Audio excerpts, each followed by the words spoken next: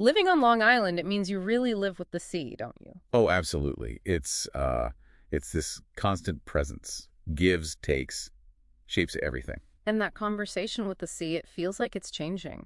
So today, we're doing a deep dive. We're looking into Long Island's hurricane legacy. Right. How these storms haven't just, changed the coastline, but really dug deep into the island's identity, its vulnerabilities. Exactly. And we should probably start way back with the one that sort of became legend. You mean the 1938 Long Island Express, September 21st. It really did arrive like a ghost. Came out of nowhere, practically. Yeah, a ghost that packed a serious punch. 120-mile-per-hour winds. And that storm tide, 10, 15 feet. Some stories even mention a 40-foot wall of water, though, 15 feet is more accurate. Still, enough to kill over 60 people. And it literally carved out the Shinnecock Inlet. Changed the map. It really did. That became Long Island's sort of foundational trauma. The mythic beast, The absolute worst case people imagined for decades. But then maybe things got a bit quiet, or people forgot. For a time, yeah. Until 1954. Hurricane Carol. You called the loss of innocence earlier, and I think that's spot on.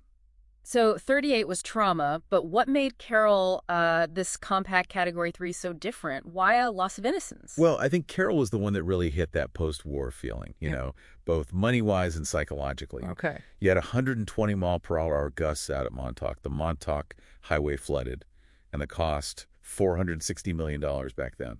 Wow, that was the costliest in the U.S. at the time, wasn't it? It was, yeah.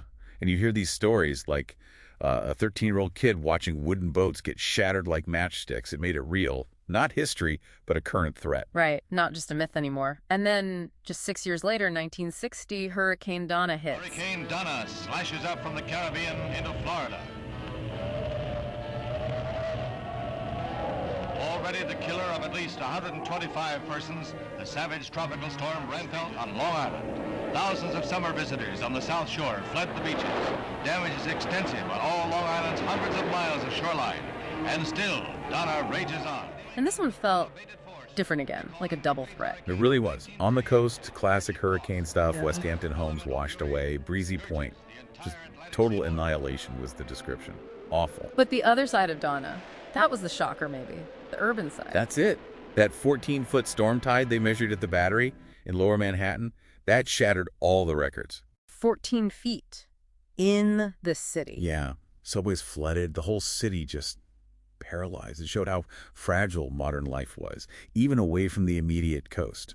That really forces you to rethink what coastal vulnerability even means. Okay, let's jump ahead. 1976, Hurricane Belle. August of 1976, and the team at WJAR is warning of an incoming storm, Hurricane Belle. Stronger winds will begin to pick up in the Block Island area, probably around 9 o'clock. Belle, the Phantom Menace. Right, because everyone got ready. 30,000 evacuations, and then it just veer east, last minute. A Category 1 miss, basically. What does that do to people's mindset? It's dangerous, isn't it? Yeah. It creates this false security. Like that 9-year-old you mentioned thinking hurricanes were mostly hype. Complacency sets in. Yeah, and that complacency, it doesn't last. 1985, Hurricane Gloria, big one. Category 4 at its peak. Stop. The skies will blacken. The waves will come up. It's pretty scary.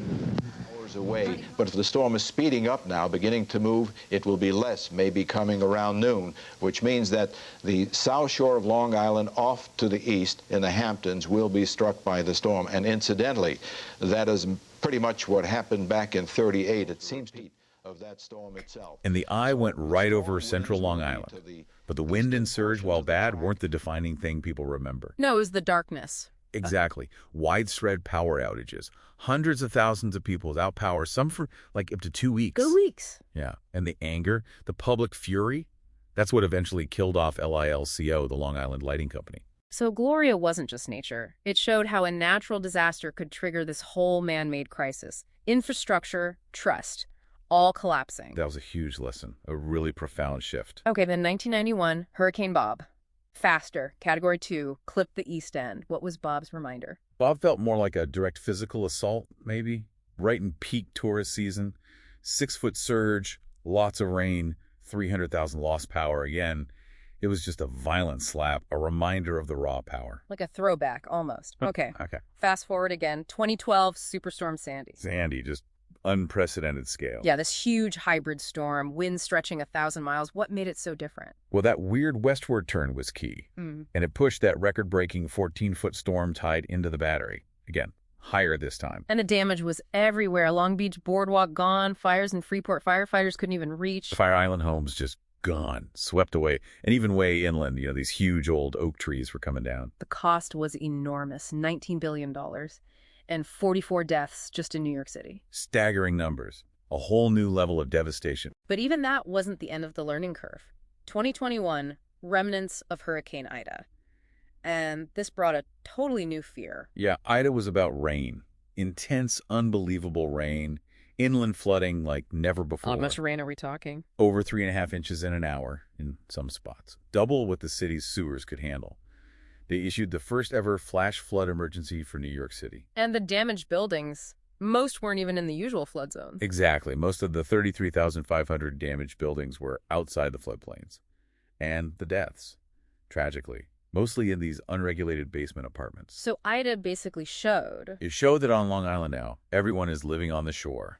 The risk isn't just the coastline anymore, it's everywhere. So if we connect all this history, what does it mean for you, for the future? Hurricanes are getting more intense. And they're projected to move slower, which means more rain dumped in one place, like Ida. And you layer on sea level rise, which basically acts like a launching pad for storm surge. Makes flooding worse, even if the storm isn't technically stronger. So that conversation with the sea, it keeps going. And the question for you isn't if the next storm is coming anymore, is it? No. The question now is, what kind of storm will it be, and how do we learn to live with this sea, this changing sea that we're really only just starting to understand?